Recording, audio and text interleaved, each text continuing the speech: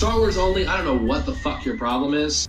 The Mandalorian Chapter 5, it is titled The Gunslinger, and this one is a lot different than the past 4 that we've gotten, because it's not written by Jon Favreau. After the first 4 episodes that he wrote and he pitched to Lucasfilm, they brought him in on the deal, and they had Dave Filoni write and direct Episode 5, Chapter 5, The Gunslinger, and, yeah, you can kind of tell that it's written and directed by Dave Filoni, I guess. I find it a little odd that everyone gives him so much credit for the show being as successful and as good as it is. I noticed in my last video, everyone was like, it's great because Dave Filoni's doing it. And then this episode came out, and I already noticed a lot of people were like, okay. And I'll admit, this one I feel like is a love it or hate it kind of episode. I'm not going to say I loved it. I thoroughly enjoyed it for the most part. But I think a reason people aren't going to like this one as much is because of the amount of fan service that was shoved into this.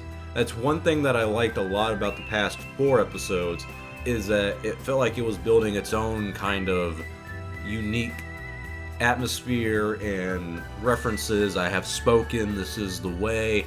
Certain characters and certain lines of dialogue that weren't anything that we have heard before in the Star Wars universe. This one, you name a reference and a meme that people like in Star Wars, you name a fan service thing you think you can do, and we do it. We literally go, and I don't want to spoil it, but we literally go to one of the most iconic planets in the Star Wars universe that I feel like a lot of people are kind of tired of going to, and it just kind of goes over the top with it, where the story really doesn't demand it, I feel. I mean, there really was no necessity of going to this planet, but overall the story is still interesting. That's what's weird about this episode for me, is that the story is good. It's the simple plot of the Mandalorian is now being hunted down for having Baby Yoda on him, and he's, you know, in trouble. His ship gets a little damaged, he has to land, has to make repairs, and he has to make money. And to make money, he teams up with a rookie bounty hunter, and they go out to find a bounty. I mean, it's a really simple story. It was really fun. I thought the first 25 minutes of this episode were actually pretty good, but around the last 10-minute mark, there's a sort of twist that...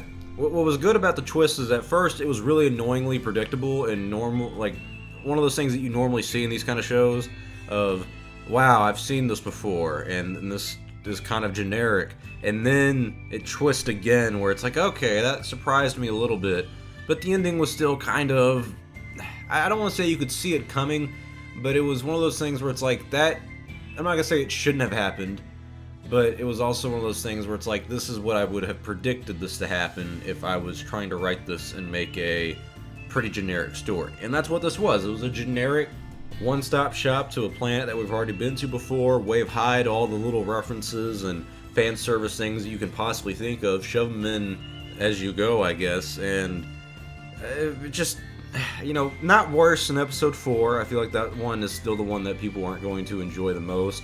But episode 5 is just a slight step down, in my opinion. I don't think it was the best because of all the fan service. You know, there's a thing where Star Wars fans, we like when we get little hints and nods when we watch the movies, when we watch the shows.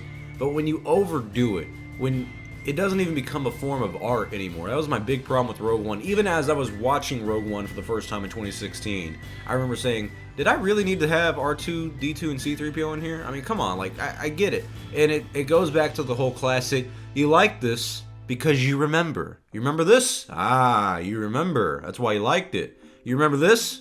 You like that too. I'll use the reference again to South Park when they talk about the member berries, where you eat them and they always talk about things that you remember. You remember Africa by Toto, you remember Jabba's Palace, and it's just stuff that you remember from the 80s or just in the past in general that everyone generally likes. That's what this episode was. It was a bunch of, you remember this? You like it because you remember. So I'll admit, I'm a little disappointed that Dave Filoni chose this direction. I thought he was a good director from the episode 1 that he did, but this one, it was well directed. I mean, there's a lot of really cool shots in this, and I thought there were some scenes that were a little too dark. It looks like they brought it down by like 25%, and it really was, at times, off-putting. But overall, my big problem with this episode is the writing of it. This one was written by Dave Filoni, and I think he missed the mark, man. I think a lot of fans sometimes give him a little too much credit where credit is due, and not to say he's not a great storyteller, he really is, but everyone's like, oh, he deserves his own trilogy, he should get his own film. If we're going off of what he's done in the live action realm, which is now 2 episodes of The Mandalorian, No, this guy doesn't deserve a trilogy. Not saying he won't ever get one, and not saying he can't work towards one, but man, you gotta work on your script writing. You can't just shove in fan service and a few corny lines of dialogue because, I mean, I guess he really is the George Lucas protege of our generation. And Lucas, admittedly, is not the best writer. And that's one thing about Lucas is that he would actually come out and admit, I hate writing. That's why it baffles me that he wrote all 3 of the goddamn prequels. But still, that's besides the point. We're on The Mandalorian.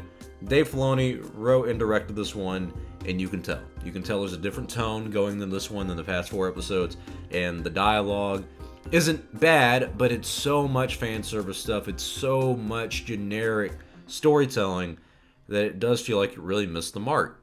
If I had to give it a rating, I would have to give it a 7 out of 10. It's not a bad episode. It's just when you have 4, or specifically 3, the first 3, really good episodes that are really enticing, they're fun to watch, they get you really engaged into the story, and then you get to the 4th one, which felt like a filler episode, then you get to this one, which felt like too much of a fan service episode, it makes you think, uh-oh, is this show really not as good as a lot of us fans were hoping it would be? And I don't think that's the case. I think that this one really just suffered from bad writing. And I think episode 4 just suffered from a filler plot that really didn't need to be delved into for an entire episode. There's just certain story choices that they're making at this point in the season that aren't necessary. And visiting, in this case, planets and locations and saying lines that really don't enhance the story at all. It's just a nice big old wink to the audience. You remember that? Yeah, you liked that, didn't you? We're gonna love it in this one. And it's like, okay, I liked it in the old Star Wars episodes. I liked it in the Clone Wars. I liked it in the prequels because it was its own unique thing. You rehashing what we already like doesn't make me like it anymore. It makes me cringe from time to time. But that's my thought. Like I said, 7 out of 10, solid episode, well directed, just really bad writing on it in my opinion in terms of fan service and dialogue. I'm hoping Dave Filoni can kind of learn from this and realize we don't need fan service stuff in our Star Wars Mandalorian show to make us enjoy it. We were enjoying all the new stuff in it. When you bring in old stuff, it makes us kind of go, hey, I like the old stuff because that was original and unique. You're not being original anymore. You're being unoriginal. Let's change it up, Dave. But tell me your thoughts below. What did you guys think about this episode? Overall, it was solid, but it's going to be a love-hate episode. I really think that's what this one's going to be. But I'd like to hear your thoughts about it below. We'll do a spoiler talk in the next video. Hope you guys enjoyed this video. I'm Star Wars Only. I'll see y'all next time, and may the Force be with you always.